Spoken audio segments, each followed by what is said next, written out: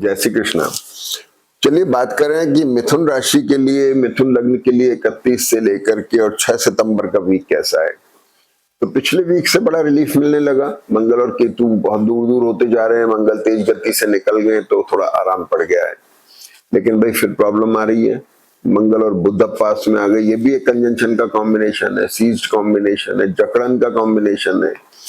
अब देखिए किसी भी तरह के ग्रह जो होते हैं उनके 3 तरह के रिफ्लेक्शन आते हैं, mental, physical, financial. Financial part अगर सीजिंग का कॉम्बिनेशन है तो फाइनेंस सीज हो गया। फिजिकल बात करें तो शरीर फ्रीज हो गया, जकड़न हो गई, अकड़न आ गई। और मेंटली आप थोड़े स्टबर्न हो गए, किसी एक थॉट को लेकर के आप ऑब्सेस्ड हो गए और आपको लग रहा है कि यही ठीक है, तो उसे अपन स्टबर्न कैरेक्टर कह सकते हैं, एडमेंट कैरेक्टर कह सकते हैं। तो ये ग्रहों का अमूमन असर आया करता है।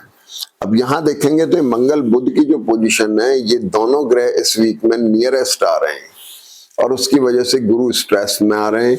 और गुरु आपका 7th लॉर्ड हो गया, दशम का भाव हो गया, और ये गुरु आपके मकर नवांश में भी आ रहे हैं, नीच नवांश में 3 तारीख से।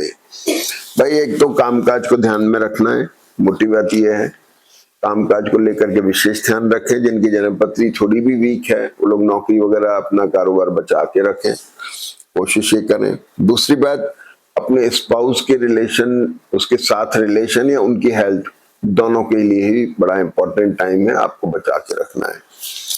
अब गुरु की दृष्टि शनि के ऊपर है। देखिए शनि यहां से बैठे तो शनि के ऊपर जो गुरु की दृष्टि है प्रोफेशनल चेंज की तरफ जा रही है, बदलना चाह रहे हैं, कामकाज में परिवर्तन लाना चाह रहे हैं, व्यापार है, नौकरी है, परिवर्तन मांग रही है जन्मपत्री। शनि वक्री है, यहाँ पर रेवती नक्षत्र में है, ध्यान रखने की बात है। शुक्र यहाँ पर चित्रा नक्षत्र में है, ये फिर मंगल बुध के नक्षत्र हो गए, फिर फ्रीज कॉम्बिनेशन हो गया। अब शुक्र फ्रीज हुआ है, माइंड सेट एडमेंट हो रहा है, ठीक है ना। एसेट को लेके, ट्रैवलिंग को लेके डेवलपमेंट्स आ रहे हैं, तो ये इन चीजों का अपने को थोड़ा ध्यान रखने की जरूरत है। एडमेंट ना हो, इन्वेस्टमेंट हो रहे हैं तो प्रॉपर हो, नेगेटिविटी नहीं लानी, किसी के प्रति दुर्भावना नहीं लानी। तो मंगल केंद्र में सप्तम पे दृष्टि है, लेकिन मंगल 6th लॉर्ड है। स्पाउस की हेल्थ का फिर ध्यान रखने की बात करी जा रही है। स्पाउस की हेल्थ और मैरिटल और बिजनेस रिलेशनशिप, अपने डायरेक्ट एम्प्लॉयर के साथ रिलेशनशिप आपको बना के रखना है। ब्लड प्रेशर का ध्यान रखना है। मंगल इसमें मेष नवांश में आ रहे हैं, मंगल जो है उन 2 तारीख से मेष नवांश में आ रहे हैं, इसलिए ब्लड प्रेशर और थायराइड के पेशेंट्स ध्यान रखें। जो मिथुन राशि और मिथुन लग्न वाले, इनको विशेष ध्यान रखना है। अब देखिए मजेदार बात यह है कि केतु की दृष्टि सप्तम पे है, मंगल की दृष्टि सप्तम पे है और शनि की दृष्टि सप्तम पे है। ये कॉम्बिनेशन जो है आपके मैरिटल और बिजनेस रिलेशनशिप का कॉम्बिनेशन है, जो स्ट्रॉन्ग तो है, थोड़ी बहुत हेल्थ थोड़ी सी गड़बड़ होती दिखाई दे रही है, उसका थोड़ा ध्यान रखिएगा। चलिए यहां तक हम आ गए। अब सबसे बड़ी चीज क्या है इस जन्मपत्री के अंदर कि 31 को जैसे वीक की शुरुआत हुई तो चंद्रमा आपके आ गए, एक मिनट, चंद्रमा आपके आ गए इस राशि में। चंद्रमा आपके मीन राशि में आए, यहां से चंद्रमा की शुरुआत हुई। शनि के साथ रीडिफाइनिंग मोड है, बदलना चाह रहे हैं, नौकरी बदलाव की तरफ, कामकाज में तब्दीली की तरफ बहुत गहराई से सोच रहे हैं आप। गुरु से दृष्ट है चंद्रमा, यहाँ पर धन के कारक है, तो ये भी एक अच्छा साइन है, पैसा आ रहा है आपके पास में, ठीक है साहब। ये सारी बातें हो गई। अब स्थिति ये है कि 31 तारीख को सूर्य वर्गोत्तम में आते हैं सुबह 4 बजे, वो 3 तारीख तक रहेंगे दिन में पौने 2 बजे तक, पौने 3 बजे तक। सूर्य तीसरे स्थान के लॉर्ड हो गए, वर्गोत्तम में है, केतु के साथ स्ट्रेसफुल हैं, जहां पर बुध बैठे हुए हैं, तो भाई आपका पोजीशन स्ट्रेस में है। काम का वर्कलोड का हो सकता है, किसी और वजह का स्ट्रेस हो सकता है, लोकेशन चेंज हो सकती है, एसेट का लिक्विडेशन हो सकता है, या फिर आपकी ट्रेवल हो सकती है। ट्रेवल अपने आप में स्ट्रेसफुल है, तो डैमेज की बजाय डिटैचमेंट, तो जैसे ही प्रेशर आता है स्टार्स का, आपका डिटैचमेंट हो जाता है, ट्रेवल हो जाती है। ये बात हो गई। अब सूर्य वर्ग, इसके 29 तारीख को जो बुध और शुक्र वर्गोत्तम में थे, तो बुध यहाँ पे वर्गोत्तम में है, शुक्र भी वर्गोत्तम में है, जो 29 तारीख से हो गए। 31 तारीख को बुध का वर्गोत्तम कैरेक्टर खत्म होता है और ये कन्या नवांश में आ जाते हैं। बुध जो है वर्गोत्तम कैरेक्टर खत्म हुआ, कन्या नवांश में आ गए, तो बुध यहाँ फिर भी ठीक है, वर्गोत्तम से इफेक्टिविटी बढ़ रही है, कन्या नवांश में आ गए तो भी अच्छे पॉजिटिव रिजल्ट दे रहे हैं।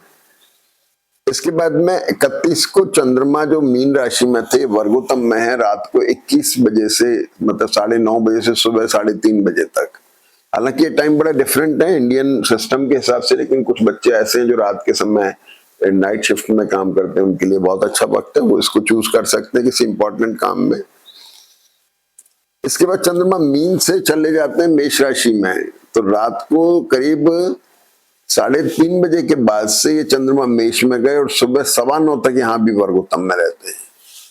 ये चंद्रमा अच्छा है, स्टेबल है, इसे आप यूज कर सकते हैं किसी इंपॉर्टेंट मीटिंग में, कुछ नई शुरुआत में, कुछ नए मुहूर्त वगैरह में यूज कर सकते हैं।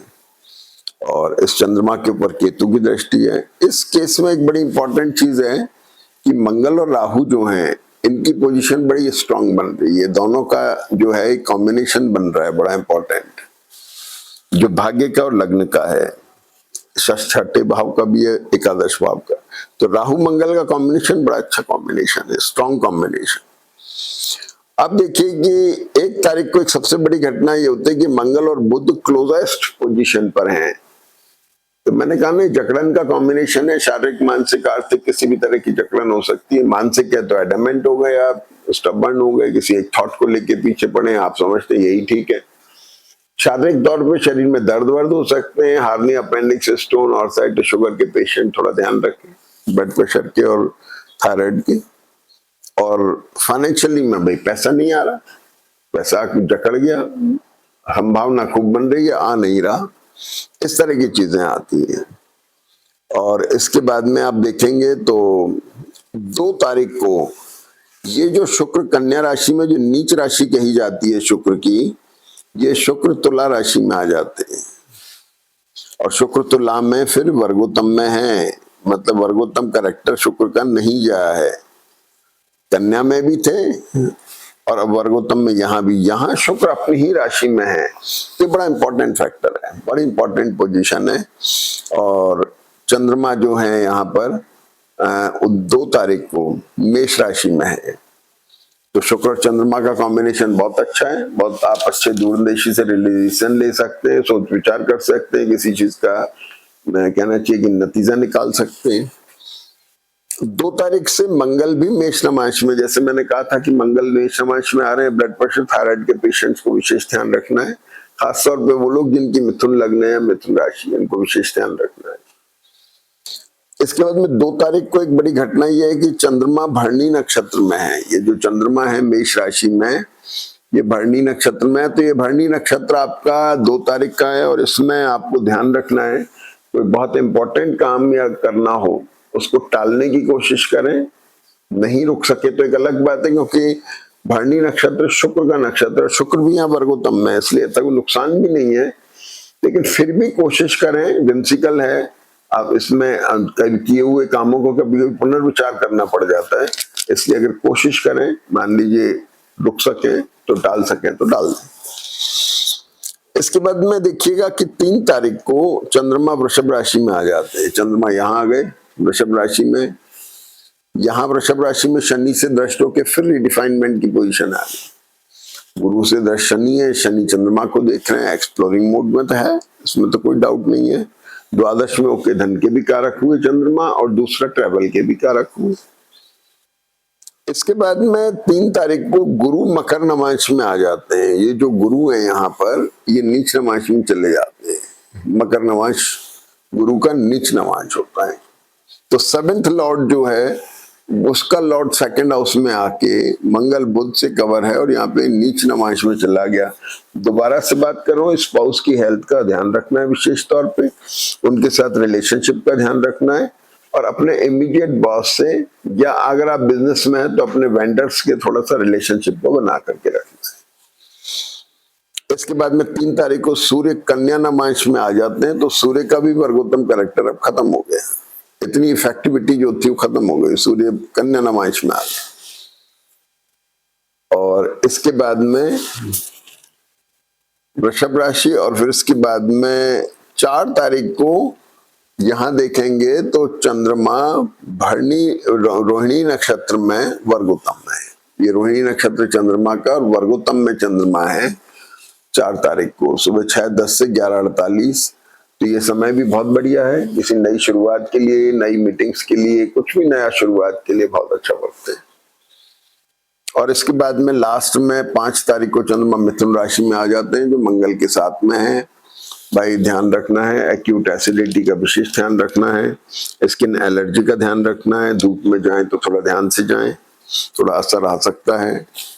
तो ये चीजें हो गई। और मैरिटल और बिजनेस रिलेशनशिप रीडिफाइनिंग मोड में जाते हैं अगर चंद्रमा जैसे मिथुन में आते हैं। राहु और मंगल के कॉम्बिनेशन के बीच में आ जाते हैं। तो वैसे तो ये बहुत अच्छा कॉम्बिनेशन, लेकिन थोड़ा स्ट्रेसफुल है और एक्टिव कॉम्बिनेशन है जिसमें आप सोच विचार करते हैं। राहु मंगल के कॉम्बिनेशन से चंद्रमा मिथुन राशि में धन के कारक भी हैं। तो 5 तारीख के बाद से आपका धन आने की स्थिति भी बन जाती है।